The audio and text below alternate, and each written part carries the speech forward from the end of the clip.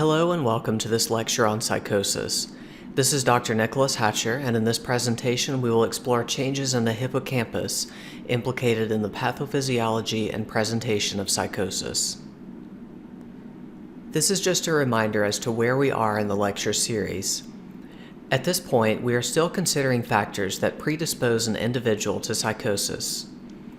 This sublecture will emphasize a current interest in schizophrenia research that could inform the pathophysiology and presentation of psychotic illness.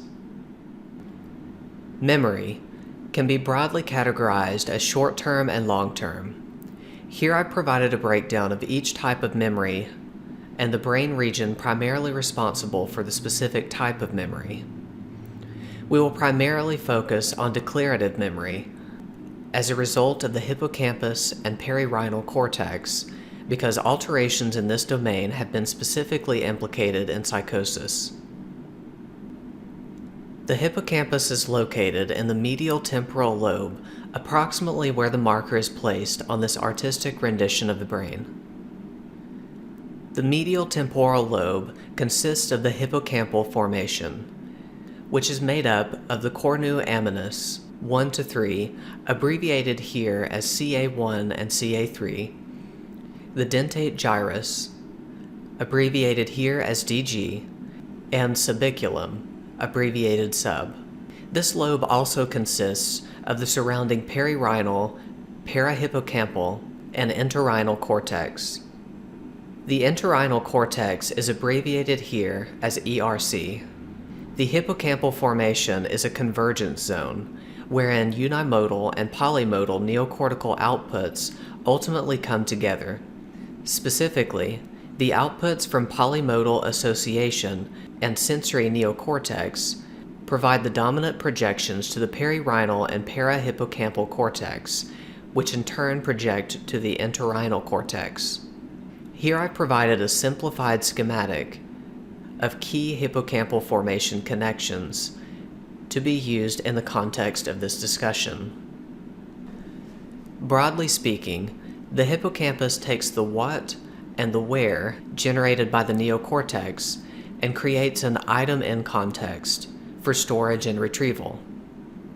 This is done through interactions with the perirhinal cortex, abbreviated PRC, lateral entorhinal cortex, abbreviated LEA, parahippocampal cortex, abbreviated PHC, and medial entorhinal area, abbreviated MEA.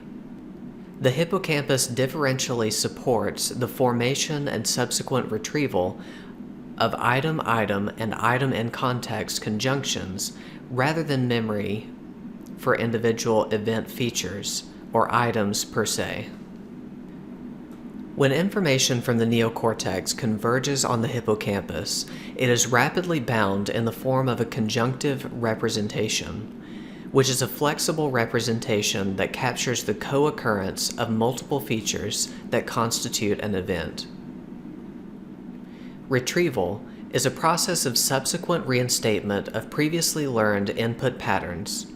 At retrieval, conjunctive representations may permit associative recognition, inferential reasoning, and event recollection through pattern completion mechanisms.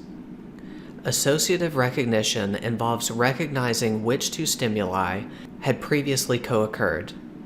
Inferential reasoning involves deciding that A goes with C because each had previously independently co-occurred with B. Event recollection refers to source memory. These mechanisms result in the retrieval of an extended representation from partial input. Pattern completion at memory recall functions to recover a full or more complete memory from a partial cue. In pattern separation, novel events similar to, but not exactly the same as, past events are established as unique, pattern-separated representations. Pattern separation at initial memory storage functions to render stored memory patterns distinct from each other, so to avoid spurious blending. These functions come together in the pathways of our schematic. The cornu aminis 3 is largely responsible for conjunctive encoding. Pattern completion is performed by the pathway CA3 to CA1 to the subiculum. Finally, the pathway between the dentate gyrus and CA3 is largely implicated in pattern separation. Now let's review some specific changes that have been noted in schizophrenia. The following pathological features have been identified. Number 1, a consistent small reduction in hippocampal volume. Number 2, an increase in hippocampal perfusion. Number 3, an activation deficit during declarative memory tasks dependent on conjunctive representations, possibly related to elevated basal activity. And number 4, a reduction in dentate gyrus neurogenesis and efferent excitatory signaling from the dentate gyrus granule cells. A crucial initial injury is a reduction in glutamatergic transmission within the dentate gyrus and its efferent pathways. This idea is consistent with the hypoglutamatergic state revealed in the medial temporal lobe in schizophrenia. There are two proposed consequences to this reduction in its excitatory efferent transmission. Number 1, it may alter the plasticity characteristics of its target region, CA3, lowering the threshold in that subfield for long-term potentiation. Number 2, it may reduce the functional contribution of the dentate to CA3 pathway to hippocampal memory computations, diminishing dentate-mediated pattern separation and promoting CA3-mediated pattern completion. Heightened CA3 activity could generate exaggerated pattern completion memory functions and enhance the production of incorrect or illogical associations, including psychotic experiences, which would then produce memories with psychotic content.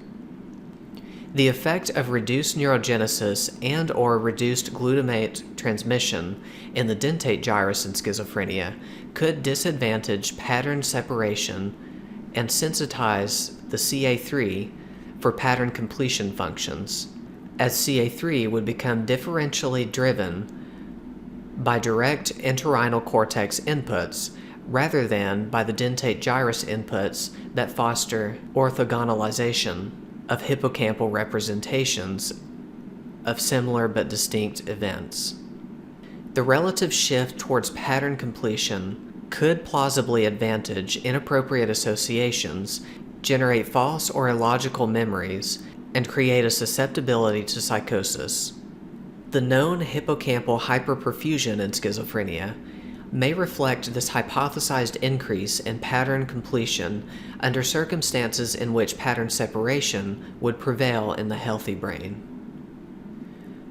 Glutamatergic dysregulation may begin in the CA1 region of the hippocampus and induce attenuated psychotic symptoms and initiate the transition to syndromal psychosis. As the illness progresses, this pathological process expands to other regions of the hippocampal circuit and projection fields in other anatomical areas, including the frontal cortex. Increases in extracellular glutamate are necessary to evoke hippocampal hypermetabolism and hippocampal atrophy. An early elevation of glutamatergic activity in the CA1 may be an early indication of enduring psychotic illness and may serve as a potential future biomarker. Glutamate-regulating medications targeting this region may be a potential area of psychopharmacologic promise, but further research on this is needed. For downloadable content such as written notes, PowerPoint slides, and more related to this lecture series, please visit my website using the link below.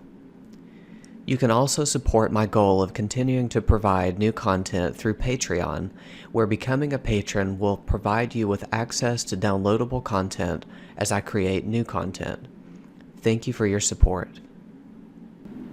Here are my references for this presentation. Thank you for listening.